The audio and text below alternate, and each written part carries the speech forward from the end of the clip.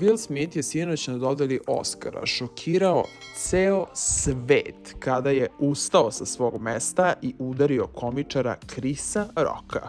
Svi su se pitali da li je to bio stvarni šamar ili je ovo deo jednog scenarija. I dalje na to pitanje nismo dobili odgovor, ali po svemu sudeći, Will Smith je bio više nego ozbiljan.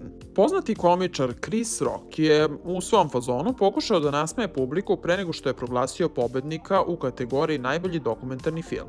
On se prvo našao na račun Penelope Cruz i Javiera Bardena koji su u braku, a onda je prešao na Jadu Pinkett Smith, inače ženu Will Smitha. On je rekao sledeće: Jada, volim te. Jedva čekam da te vidim u G.I. Jane 2, rekao je on. A zašto je to rekao? Zato što je aludirao na film koji je Demi Moore snimila 1997. i u kojoj je imala obrijanu glavu, baš kao što Jada ima sada. Međutim, ono što on vjerojatno nije znao je to da Jada pati od alopecije, zbog čega je morala da obrije glavu. Dakle, u pitanju je zdravlje. Delovalo je kao da je ta šala bila smešna Willu Smithu, ali njegova žena je prevrnula očima. Smith je odmah ustao i šamario Chrisa Rocka. Svi su bili u šoku od glumaca, publike, gledalaca i komičar je uspeo da se dozove i da kaže: Will Smith me upravo premlatio.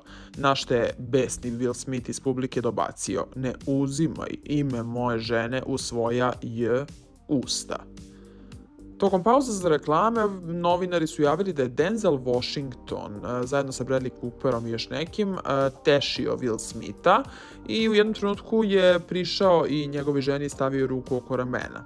Ironija svega je to što je nakon toga Will Smith dobio Oscara, pa je, primajući ovu nagradu, počeo da plače, ali ne zbog toga što udario šamar, već zbog cijela onako situacije, što je bio emotivan i rekao: hvala vam za ovu čast, hvala za ovaj moment, nadam se da će me Akademija opet pozvati, i izvinio se naravno i Akademiji, zapravo onima koji organizuju dodelu Oscara. Šta vi mislite? Da li je ovo bilo fake ili ne? Neki su radili slow motion videa pa kažu da je fake, a drugi su u fazonu da je ovo istina.